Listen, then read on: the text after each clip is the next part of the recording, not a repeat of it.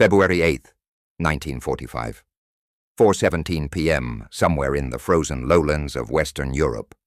First Sergeant Edric Halvorsen rounds the corner of a bombed-out farmhouse and freezes. 90 German soldiers stand in the snow. Most are armed. Others are reaching for weapons stacked against a stone wall. 3 Allied guards kneel in a line, hands behind their heads, blood trickling from one man's temple. These Germans were prisoners 30 minutes ago, disarmed, secured, guarded by the only men Halvorsen's depleted unit could spare, while the rest fought through the village. Now they're free, weapons in hand, reorganizing for a counterattack. A German officer, Oberleutnant Rausch, strides forward through the falling snow. He shoves a Luger pistol against Halvorsen's forehead, barking orders in German, voice sharp with triumph. Halvorsen doesn't speak German. Doesn't need to. Rausch screams again, louder, gesturing wildly to his men. Some laugh, others watch, rifles raised, confident. Halvorsen looks at the 90 armed Germans, looks at his 3 captured soldiers, looks at the pistol pressed to his skull, and raises his hands slowly. Face blank. Eyes calm. Rausch grins, shouts something that sounds like mockery. His men laugh harder. When it ends, the snow will be red. The Germans will be dead or surrendering. And Edric Halvorsen will never speak publicly about what he did, because the men who underestimate stillness rarely survive to tell their own story. All because they thought submission meant defeat. 90 armed Germans, 1 captured sergeant. On one side, Oberleutnant Rausch, loud, arrogant, cruel. A man so drunk on his own power that he turned an execution into a comedy show for his troops. The kind of officer who wanted his enemy to feel defeated before pulling the trigger. On the other, Edric Halvorsen, compact, silent, unreadable. A man who understood that real power doesn't announce itself. It waits for the exact right moment, and then moves without hesitation. So here's the question. Who do you want to win? If you're rooting for Halvorsen, if you want to see what happens when discipline beats arrogance, subscribe to this channel right now and hit that like button. Every like helps us bring you more forgotten stories of warriors who rewrote the rules when everyone counted them out. And drop a comment telling us where you're watching from. Germany, Norway, the United States, a bunker somewhere in the Arctic? Let us know, because the next 60 seconds are about to get very interesting. Edric Andersen Halvorsen was born November 3rd, 1918, in Ålesund, Norway. A fishing port carved into the western coast, where the North Atlantic slams against stone and timber. Cold wind, cold water, cold mornings hauling nets before sunrise. His father worked the docks. His older brother worked the docks. By the time Edric turned 12, he worked the docks. You learned restraint early in a place like that. Not because anyone taught it explicitly, but because the sea punished panic. A tangled net could drag you overboard. A missed rope could crush your hand between hull and pier. The men who survived weren't the fastest or the strongest. They were the ones who stayed calm when everything went wrong. Edric stayed calm. When his family emigrated to the United States in 1932, settling in a logging town outside Tacoma, Washington, that calmness came with him. New country, new language, same principle. In the timber camps, a falling tree didn't care if you were brave. It cared if you were smart enough to move at the right moment. Not too early, not too late. Edric was smart enough. By 1940, war was devouring Europe. By 1941, America entered the fight. Edric enlisted in January 1942. He was 23 years old, 5'7", 155 pounds, not big, not loud, not the kind of recruit drill instructors noticed. But the men in his unit noticed. When live, Fire training went sideways and someone froze. Edric didn't yell. He walked over, kept his voice low, got the man moving again. When a night march turned into chaos in the rain, Edric reorganized his squad without drama. No speeches, no theatrics, just clarity. By 1943, he was a corporal. By early 1944, a sergeant. Not because he sought promotion, but because men wanted him nearby when things got bad. And things got bad. France, winter 1944. His first real firefight came outside a village whose name he never learned. German infantry dug into a hedgerow, machine gun raking the road. 2 men in his squad panicked, broke cover, ran. Both died before they made it 10 yards. Edric didn't run. He dropped flat, crawled left, signaled his remaining men to flank right. Slow, methodical. 15 minutes later, the German position was silent. That night, sitting in a muddy foxhole, one of the younger privates asked him how he stayed so calm. Edric didn't answer right away. He cleaned his rifle, checked his ammunition. Then he said, "Speed gets you killed. Clarity keeps you breathing." The private nodded like he understood. He didn't. Not yet. But he would. By February 1945, Edric Halvorsen had fought through 3 countries, buried 11 friends, and learned the one lesson the war taught to anyone who survived long enough. Panic is contagious. So is control. The men who hesitated died first. The men who charged recklessly died second. The men who slowed down, who thought while bullets flew, those men came home. Edric Halvorsen planned to come home. February 1945, the coldest winter in 20 years. Halvorsen's unit pushed through Belgium into Germany, village by village, farmhouse by farmhouse. Snow turned roads into frozen mud. Uniforms never dried. Fingers went numb inside gloves. Men stopped talking about when the war would end and started talking about whether they'd see spring. The Germans fought hard, then fell back, fought again, fell back again. Every retreat left prisoners, dozens of them. Halvorsen's company took more captives than they had men to guard them. Exhausted soldiers, boys who looked 16, officers who still believed in victory. They marched them to collection points, hands on heads, rifles trained on their backs. Most were compliant, beaten, grateful to be out of the fight. Some weren't. Outside a village called Heresbach, Halvorsen escorted a group of 12 Germans to a bombed-out schoolhouse. One, a corporal with a scarred face, stumbled deliberately, created confusion, bolted into the trees. Halvorsen didn't chase him, couldn't. Not with 11 other prisoners and 2 exhausted privates. 3 hours later, that same German corporal killed an American medic a mile down the road, shot him in the back while he was treating wounded.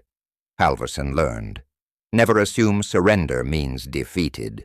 Never assume exhaustion means harmless. A man on his knees can still kill you if you stop watching. The war wasn't clean anymore. Maybe it never was. Civilians emerged from basements with hands raised, faces hollow. Some offered food, some spat, some just stared with eyes that had seen too much. Villages changed hands twice in a week. Collaborators got shot. Refugees froze in ditches. Rumors spread faster than orders. A German SS unit executed prisoners near Malmedy. Americans retaliated somewhere else. Nobody confirmed anything. Nobody denied anything. Halvorsen didn't judge, didn't debate. He just kept his men moving, kept his weapon ready, and stopped trusting appearances. Beaten men could rally. Quiet men could be dangerous. Unarmed men could find weapons. The winter taught him cruelty wasn't loud. It was cold, patient, waiting for you to relax. By mid-February, Halvorsen's company approached a cluster of villages along a frozen river valley. Intelligence reported light resistance. German forces retreating east. Minimal contact expected. The orders came down. Advance, clear, secure, standard operation. Halverson checked his rifle, checked his men, checked the tree line. The snow kept falling. Somewhere ahead in a village whose name he didn't know yet, 90 German soldiers were waiting. They just didn't know it. Neither did he. The village had no name on Halverson's map. Just a crossroads, 6 farmhouses, a stone church with half its roof missing. The assault came at dawn. German infantry held the eastern edge, entrenched behind a low stone wall, 2 machine gun nests covering the approach. Halverson's company advanced through an open field. No cover, except frozen furrows and morning fog. It should have been a slaughter. But the Germans were tired, low on ammunition, already planning their retreat. When the American mortars found range, the defense collapsed fast. White flags appeared, hands went up. Within 20 minutes, 87 German soldiers stood in the village square, disarmed, shivering, waiting.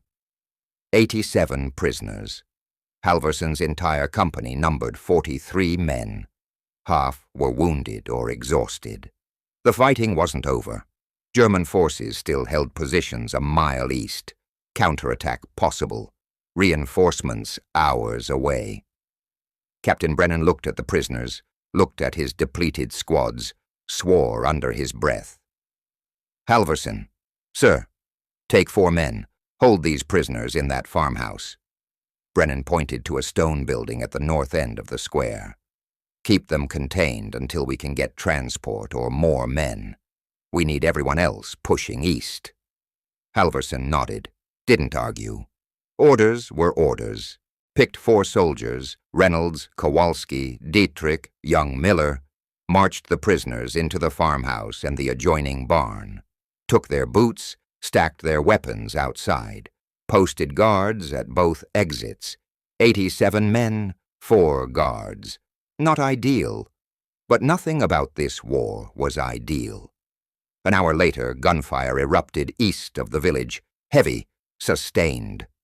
Captain Brennan shouted for Halverson, "We need you up here, now! The prisoners! Reynolds has it. Move!" Halverson moved. The fighting lasted 90 minutes, house to house, brutal, close range. When it ended, 3 more Americans were dead, a dozen wounded. The Germans pulled back again, disappearing into the forest. Halverson checked casualties, redistributed ammunition, sent a runner for medical supplies. The snow started falling harder, thick flakes, wind picking up, visibility dropping fast. He glanced north toward the farmhouse. Quiet, no movement, no signals. Probably fine. Probably. But something felt wrong. The silence stretched too long, the snowfall too heavy, the wind erasing footprints, sound, certainty. Halverson told himself it was paranoia, exhaustion, too many days without sleep. He told himself Reynolds had it handled.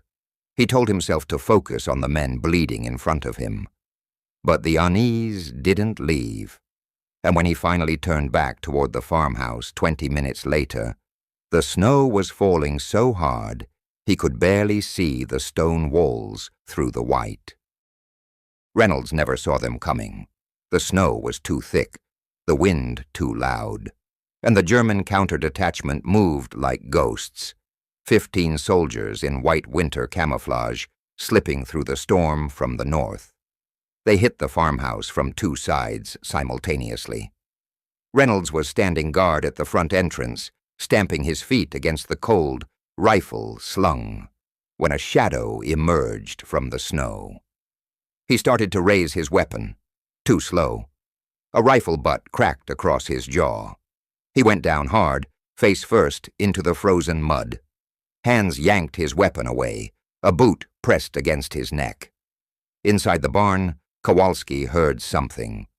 Maybe a scuffed boot, maybe wind, and turned toward the door. It burst open. 3 Germans rushed in, Weapons raised, shouting commands. Kowalski's rifle was leaning against the wall, 6 feet away. Might as well have been a mile. Dietrich and Miller surrendered without a fight. Hands up. No heroes. No point. The German prisoners inside erupted in shouts, relief, anger, vindication. They poured out of the farmhouse, grabbing their boots, their weapons, their dignity. Within 5 minutes, 87 disarmed captives became 92 armed soldiers. Oberleutnant Klaus Rausch stepped forward, tall and sharp-featured, iron cross gleaming at his throat. He surveyed his freed men, his recaptured weapons, his 4 kneeling American guards. He smiled. Not relief, not gratitude, satisfaction. This wasn't just a rescue. This was an opportunity. Rausch barked orders. His men spread out, weapons ready, positions assumed. Some took cover behind the stone walls. Others moved into the farmhouse windows. A few crouched near the barn entrance. An ambush. The Americans were scattered, some treating wounded, some pushing east, none watching their rear. Rausch could strike from behind, collapse their entire flank, turn a defeat into a victory. But first, he wanted something else. He wanted the American sergeant who had taken his men prisoner to know what humiliation felt like. Rausch waited, patient, confident. The snow kept falling. Then through the white curtain, a figure appeared, alone, walking toward the farmhouse. Halvorsen had finished organizing the wounded, sent runners to the captain, and finally turned his attention back to the prisoners. Something still felt wrong. The silence, the stillness. He approached the farmhouse from the south side, rifle low, scanning the area. The door was open. That wasn't right. He rounded the corner into the farmyard and stopped, dead. 92 German soldiers stared back at him, armed, organized, ready. His 4 guards knelt in the snow, hands behind their heads, blood staining Miller's face. Oberleutnant Rausch stepped forward, smiling wide, and pressed a Luger pistol against Halvorsen's forehead. The trap had sprung. Rausch didn't pull the trigger. He wanted something better than a quick death. He wanted theater. The Oberleutnant stepped closer, pistol pressed, hard against Halvorsen's forehead, and began speaking. Loud. Theatrical. German words Halvorsen didn't understand, but the tone was universal. Mockery. Rausch gestured grandly to his men, sweeping his free hand toward the farmhouse, the recaptured weapons, the kneeling Americans. His voice rose and fell in exaggerated rhythm, performing for an audience, not delivering orders. Some of the German soldiers laughed. Others grinned. A few lowered their rifles slightly, relaxing into entertainment. Rausch stepped closer, pistol still pressed to Halvorsen's forehead, and said something sharp in German. His men laughed louder. He said something else, gestured at Halvorsen's compact frame, his muddy uniform, his empty hands. More laughter. Rausch was performing, playing to his men, restoring their confidence with humiliation instead of bullets. Halvorsen didn't react. He raised his hands slowly, palms open, shoulders relaxed, face blank. He looked at Rausch, looked at the Luger, looked past, him at the 91 other Germans. Most were watching, enjoying the show, but not all. A corporal near the barn entrance had turned slightly, scanning the southern tree line, nervous, expecting counterattack. 3 soldiers by the stone wall were laughing, rifles lowered, attention on Rausch. 2 near the farmhouse door had lit cigarettes, relaxed, confident. Rausch kept talking, louder now, gesturing with his free hand, performing. The pistol wavered slightly as he turned to address his men, grinning, voice dripping with theatrical contempt. More laughter, More soldiers turning to watch the show. Halverson didn't move, didn't speak, didn't react. He just stood there, hands raised, shoulders loose, breathing slow and steady. Rausch stepped closer, pistol still pressed to Halverson's forehead. He said something in German, long, mocking, drawing out the syllables. His men laughed. Halverson's eyes stayed neutral. Not defiant, not afraid, just empty. Rausch frowned slightly. He wanted fear, wanted anger, wanted something to perform with. He got nothing, so he laughed louder, gestured wider, played to his audience. The German soldiers responded. Some chuckled. A few lowered their rifles slightly. Others turned to watch their officer's performance instead of the prisoner. Discipline softened into entertainment. Halverson's hands stayed raised, shoulders loose, breathing slow. His eyes moved. Not his head, just his eyes, counting positions, noting distances, tracking who was focused, who was distracted, who was bored. Rausch barked something in German, mocking, theatrical. His men laughed. A few lowered their rifles completely. One lit a cigarette. Another adjusted his coat against the cold. Halverson's hands stayed up. His face stayed blank. Rausch stepped closer, pistol still pressed to Halverson's forehead, shouting louder now, gesturing with his free hand, playing to his audience. More laughter. Halverson's eyes tracked movement without moving his head. Left side, 4 soldiers, rifles slung, watching but not aiming. Right side, 6 soldiers, 2 laughing, 3 distracted, 1 lighting a cigarette. Behind Rausch, cluster of men, weapons lowered, grins spreading. The snowfall muffled sound. The wind scattered voices, discipline dissolving into entertainment. Rausch turned to shout something to his men, probably another joke, another insult, and the laughter spread. A few soldiers shifted their weight, rifles dropping slightly. One lit a cigarette, another adjusted his coat. Halverson's hands stayed raised, shoulders loose, breathing steady. He didn't look afraid, didn't look angry, didn't look like anything. Just a man kneeling in the snow, waiting for the inevitable. Rausch turned back to him, grinning wide, pistol still pressed to Halverson's forehead. He said something in German, probably a question, probably rhetorical, and his men laughed louder. One soldier near the barn entrance lowered his rifle completely, leaning against the doorframe. Another turned to say something to the man beside him. A third looked away, scanning the tree line for threats that weren't coming. Halverson's eyes stayed calm. His breathing stayed even. His hands remained raised. But his mind was moving fast. Rausch was too close. Weapon pressed to Halverson's forehead, barrel angled slightly left. Poor muzzle discipline, overconfident grip. The nearest German soldier, barely 20, rifle slung loosely over one shoulder, was laughing at something another man said, not watching. 2 more near the barn entrance had lowered their weapons, leaning against the wall, smoking. Rausch grinned wider, shouted something else, more laughter. The officer's finger rested on the trigger, but not the trigger guard, on the trigger. Halverson's eyes flicked once, left, right, back to Rausch. Calculated distances, angles, weight distribution. Rausch kept talking, gesturing, performing. Halverson's hands stayed raised, his breathing stayed slow, his muscles coiled, and in the space between one heartbeat and the next, he moved.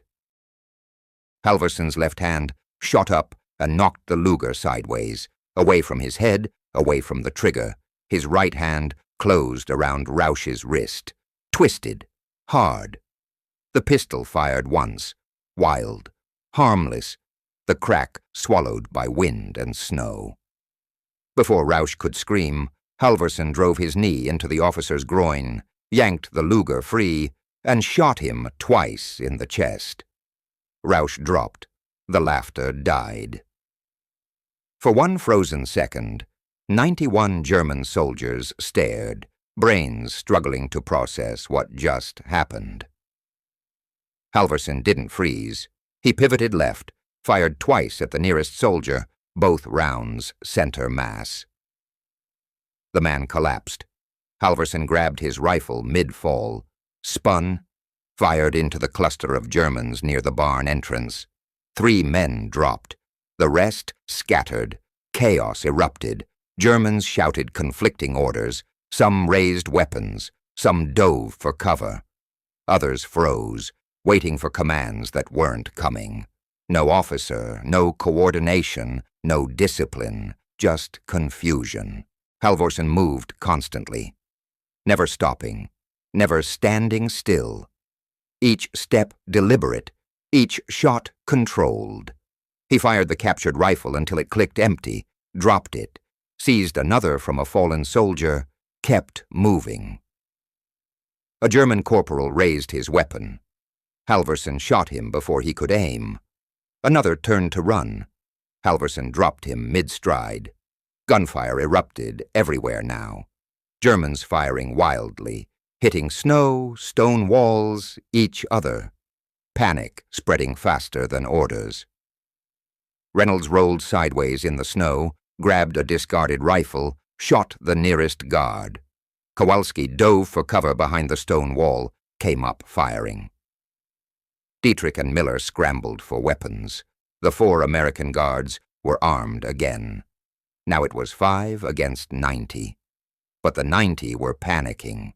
Halvorsen kept moving, left, right, behind the barn wall, through the farmhouse door, never stopping, never visible long enough to target. He fired in short bursts, controlled, methodical. Each shot deliberate. Germans shouted in confusion. Some fired at shadows. Others hit their own men in the crossfire. A few tried to organize, barking orders, rallying soldiers, but Halvorsen shot them first. No leaders, no coordination, no control, just chaos feeding on itself. Snow filled with screaming, blood sprayed across white ground, bodies collapsed into drifts. Wounded men crawled for cover that didn't exist. A German private raised his hands, shouting surrender. Another followed, then 5 more, then a dozen. Rifles clattered into the snow. Hands rose, voices shouted. German words Halvorsen didn't need translated. Enough, stop, surrender. 58 seconds had passed since Halvorsen moved. The farmyard was silent except for wind, groaning wounded and labored breathing. Halvorsen stood near the barn entrance, rifle raised, scanning for threats. None moved. Bodies littered the snow. 23 dead, 31 wounded, the rest kneeling, hands raised, faces pale with shock. Reynolds staggered over, blood running from his split lip, rifle still aimed at the prisoners. Jesus Christ, Sarge. Halvorsen didn't respond. He walked slowly through the carnage, checking bodies, kicking weapons away from the wounded. His movements were calm, methodical, the same way he'd moved during the violence. No panic, no celebration, just control. He stopped near Rausch's body. The Oberleutnant lay face up in the snow, eyes open, iron cross glinting red. Halvorsen stared at him for a moment, then stepped over him and kept moving. The gunfire stopped. The wind kept blowing. Snow fell soft and steady, coating bodies, weapons, blood. The world returned to stillness, harsh, cold, indifferent. Halvorsen lowered his rifle. His hands didn't shake. His breathing was steady. He looked around the farmyard once, cataloging damage the way he'd catalog equipment after a march. 23 dead, 31 wounded, 38 surrendered, 4 Americans alive. He walked over to Reynolds first. The corporal was sitting in the snow back against the barn wall, blood streaming from his broken nose. "You good?" Reynolds nodded, spat blood. "Yeah, Sarge." Halverson moved to Kowalski, gash across the forehead. Nothing serious. "Dietrich, Miller, sound off. Here, Sergeant." Halverson nodded, turned to the kneeling Germans. 38 men, hands raised, eyes wide, shaking from cold or shock, or both. Kowalski disarmed them, again. Check boots, belts, pockets, everything. "Reynolds, get on the radio. Tell Captain Brennan we need transport and medics. Dietrich, Miller, separate the wounded. Anyone who can walk goes in the barn. Anyone who can't stays outside where we can see them." His voice was calm, even. The same tone he'd use ordering morning chow. The men moved. 10 minutes later, Captain Brennan arrived with reinforcements. He stopped at the edge of the farmyard, stared at the carnage, then at Halverson. "What the hell happened here?" "Counterattack." "Sir." "Germans freed the prisoners. I responded." Brennan looked at the bodies, the blood-soaked snow, the shell-shocked prisoners. "You responded?" "Yes, sir." Brennan opened his mouth, closed it, looked at Halverson like he was seeing him for the first time. "Get your men something hot to drink. I'll handle the prisoners." "Yes, sir."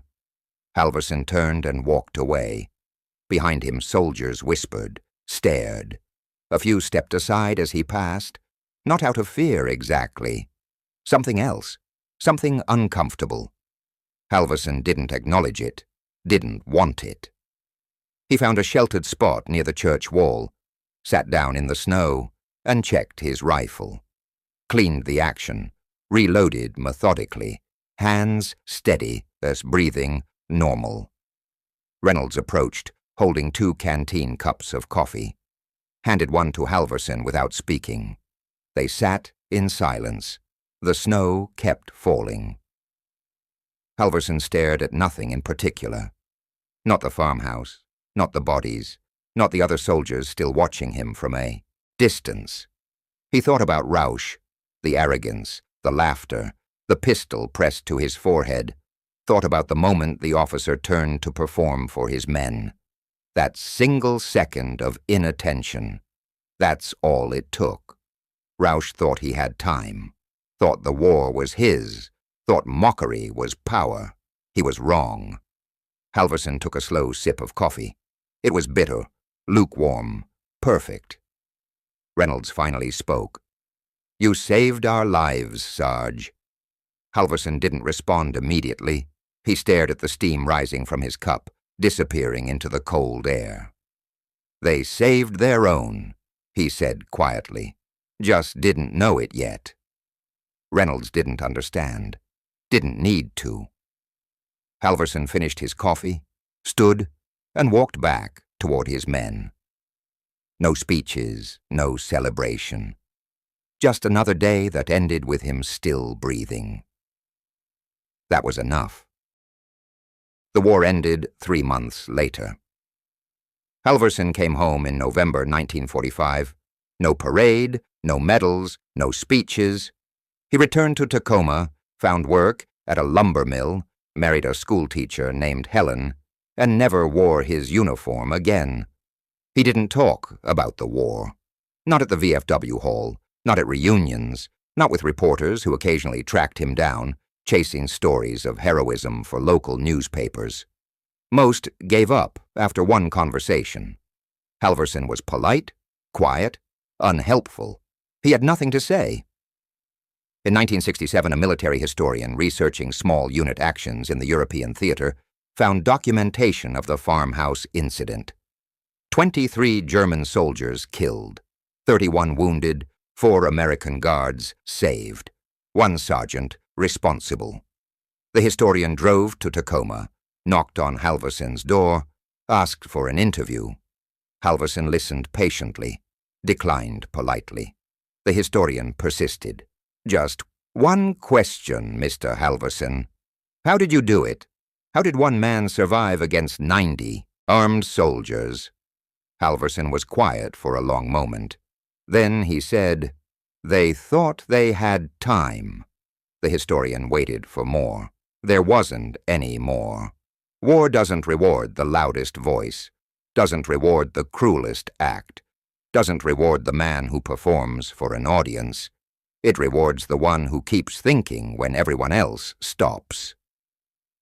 Oberleutnant Rausch wanted humiliation before execution, wanted his men to laugh, wanted the captured American sergeant to feel powerless before dying. He thought he had time. He thought mockery was dominance. He thought stillness meant submission. He was wrong about all three. Control isn't loud.